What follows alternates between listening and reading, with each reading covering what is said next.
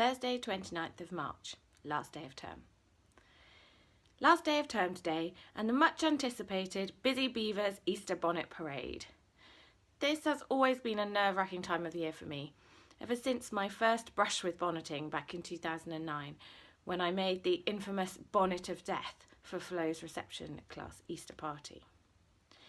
It wasn't long after the last time we saw Cam, and looking back, I wasn't perhaps the most together I've ever been. I wanted to do well with the Easter bonnet, with that desperate sort of panic that comes from feeling like you just need this one thing to go well and make everything else okay. I bought an old straw hat in a charity shop and lengths of yellow satin ribbon, and the night before the party I'd made a huge ornate ribbon bow and decorated the brim of the hat with some fluffy chicks that I'd saved from the top of some Easter cakes we'd had the week before. When I'd finished, I stood back to admire it, but I had felt as if something was missing. I hit on the genius idea of making some hard-boiled eggs and gluing 3 of them in a cluster surrounded by twigs. I boiled the eggs and put them in the box to cool overnight before gluing them on in the morning. Flo looked adorable.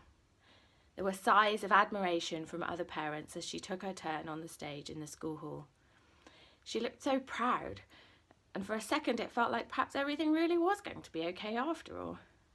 Then she spotted me in the audience and did a little skip of excitement. One of the eggs wobbled and came away from its gluey fixing. It fell to the floor in front of Flo and smashed open, white and yolk oozing out onto the stage.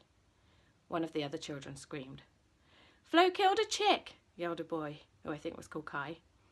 "The Easter Bunny is dead," shouted someone else.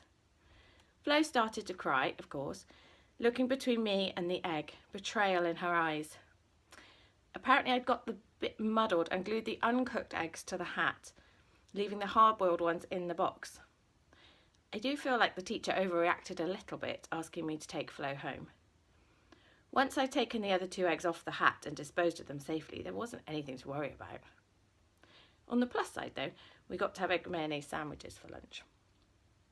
My point being that you can understand why I was nervous about making Jess a bonnet. Inevitably, I'd left it until the last minute, and when the doorbell rang to signify Jess's return, the extent of plan bonnet was a vague idea involving egg boxes and mini eggs. I opened the door. "Look what I made, Mummy!" squealed an excited Jess, bouncing up and down on the spot. "It's an Easter bonnet!" She carefully tipped her head back to peer out at me from beneath what was undoubtedly a bonnet triumph.